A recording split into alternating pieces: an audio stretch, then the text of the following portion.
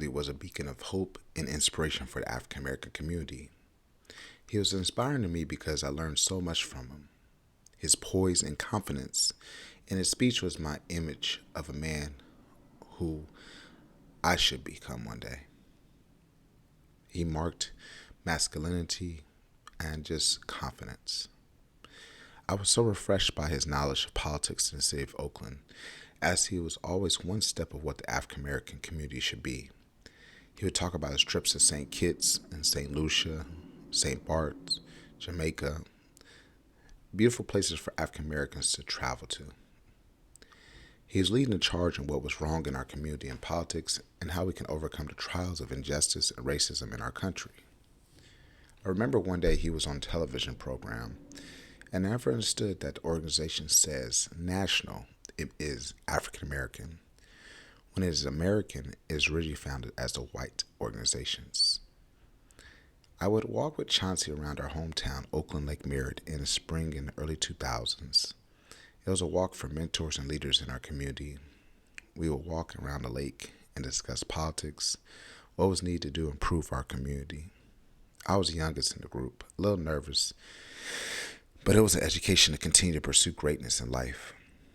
I asked Chauncey, will you teach me to edit and become a better broadcaster? He said, sure, I'll help you.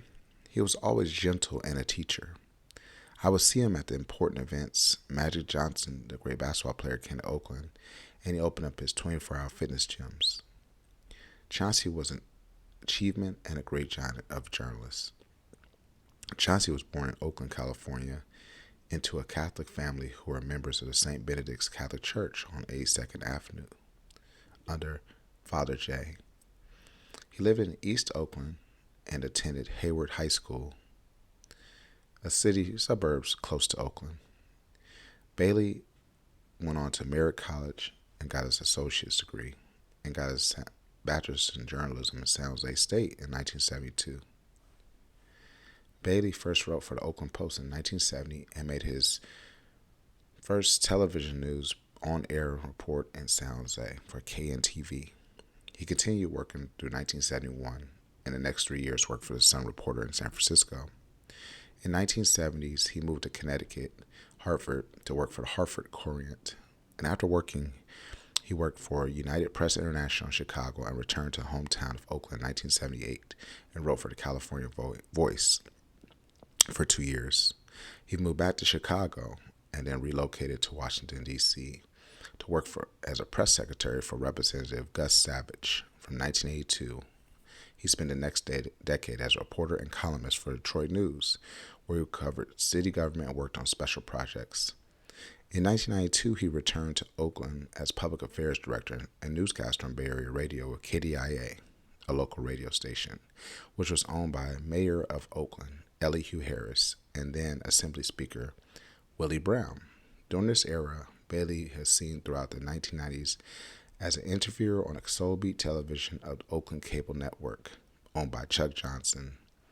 And that also launched the careers of comedian Lunell, who worked on Soul Beat. He worked at the Oakland Tribune from 1993 until 2005. In 2003, Bailey quit the program on Soul Beat after he failed to attempt to buy the station. In 2005, he began to do freelance work for the Oakland Post and then became the editor-in-chief in 2007. The Oakland Post is the largest African-American weekly newspaper in Northern California, published in Oakland, California, and the Post Group serves Berkeley, Richmond, and mainly the Bay Area. Then in 2004, he became co-founders of RTV, Opportunities in Urban Renaissance Television, on Comcast Channel 78. Bailey had been known for his aggressive questioning of city officials, then Mayor Jerry Brown, former governor, and Oakland Police spokesman Ronald Hongren said, I know him as being somewhat outspoken type individual, assertive in his journalistic approach when trying to get matters at hand. Bailey had written several articles about the problems of the Euro-Black Muslim bakery. Salim Bey, half-brother of Antar Yusuf, had anonymously told Bailey believed both Antar Bey had looted the business. By this time, the business was in Chapter 11 bankruptcy and was $1 million in debt. Bailey was assassinated while working on the story about the finances of Your Black Muslim Bakery involving its pending bankruptcy. The article was never published as Bailey walked to work on the morning of August 2nd, 2007 in downtown Oakland.